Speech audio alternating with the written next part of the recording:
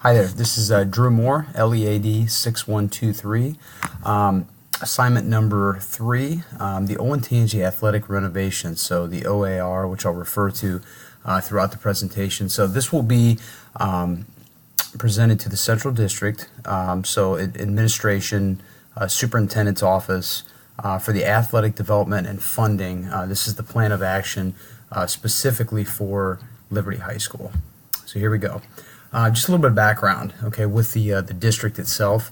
It's a very affluent district, which is going to help with the funding of this project. Over 2,200 students in 3 high schools over the past 3 years. Median household income is $133,000. Property value, almost $350,000. And then the importance of athletics, as well as the importance of academics. The average ACT score at the high school is a 26. But athletically, we've had a lot of success. So they were actually voted the #1 high school for all sports in the state of Ohio, according to the OHSAA. So athletics is also very important. Facilities are very important, especially to facilitate the amount of students, athletes that we do have. So the expectation is we compete at a high level. So this is a definite must. So the mission here is to facilitate maximum athletic performance for all student athletes while promoting injury prevention. So academically, the idea is to facilitate maximum learning for every student. It shouldn't be any different for any student athlete. So proposal-wise, we're looking at a locker room renovation, which will be turned into from a concession stand turned into a locker room.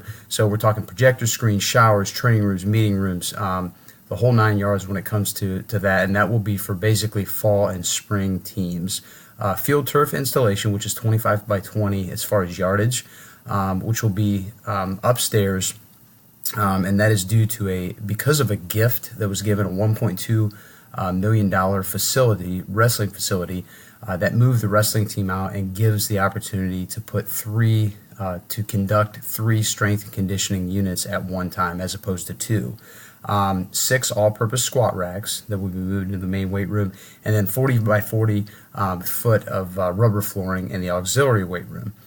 So 1 new strength and conditioning coaching contract is optimal for performance. We have 3 right now. That will make a total of 4, including myself.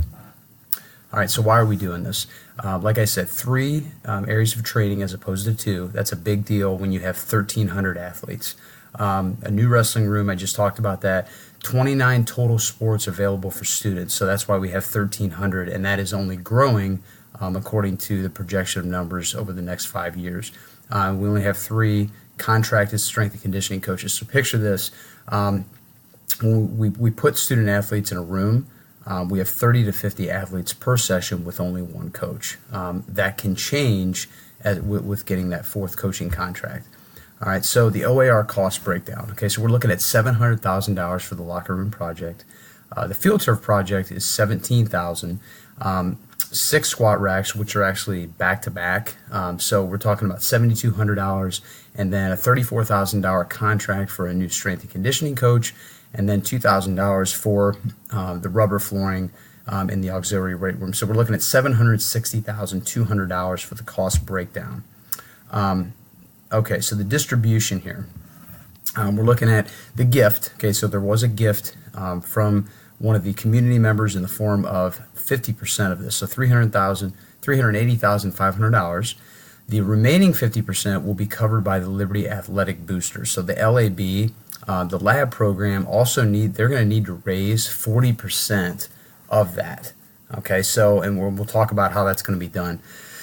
29 varsity sports will take care of the remaining 50%, which will be $190,225. So football, because they will use the facility the most and they have the highest volume of student athletes, okay, they're going to take care of 40% of that remainder, which is $76,090. Boys lacrosse, second highest volume, will take care of 15%, which will be over $28,000. Boys soccer, 15%, and then the 26 other sports will be 30%, because again, there's 5 entities for this proposal that everybody will have an opportunity to use, excluding the locker room, or winter sports will not be using the new locker room facility out in the field. So this is just a picture of what this looks like, the financing distribution. So again, donor gift took care of half of it, and then Varsity Sports along with LAB will take care of the other half. Okay, and then this will break down the financing distribution for the sports: football, boys lacrosse, soccer, and then the 26 other sports of the 29 total. You can see how the cost breakdown works for this. So, okay, so one of these questions that was the importance, the financial impact. Now, this is a big deal. So we're talking 6 squat racks. So now this increases the volume of student athletes facilitated at one time and eliminates renovating some of these older, not so stable racks that we've had. We've had to do this 2 or 3 different times just for renovation purposes, which costs the district money. So the field turf training area, this is a huge thing. Facilitate more student athletes at one time, eliminates additional hours that are paid for strength and conditioning coaches when they have to stay longer because they can't get enough athletes in there at one time, and then eliminates the floor renovations because you have that turf, which is proven to last. So rubber mats in the auxiliary weight room, unstable racks, slippery floors, floor damage. Again, gonna save the district a heck of a lot of money. The new strength and conditioning contract, I just talked about that. Facilitate more athletes. You don't have to pay more coaches to stay longer to get more athletes into the weight room. And then the new locker room facility. Just the renovations in the old locker room, not enough lockers, roof issues, air quality, that has cost the district money just to fix these things, to keep them going.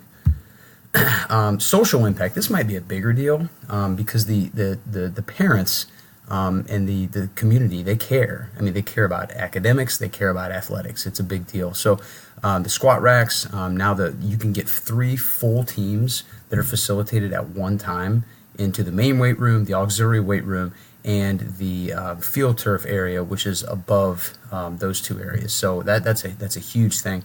The field turf training area, one study that was I found was focused on lower extremity injuries, found that turf was to be significantly lower in comparison to other surfaces. So when we're talking about cutting and sprinting and doing these different types of exercises with a lot of teams, it's elimination of injuries. That's a big deal.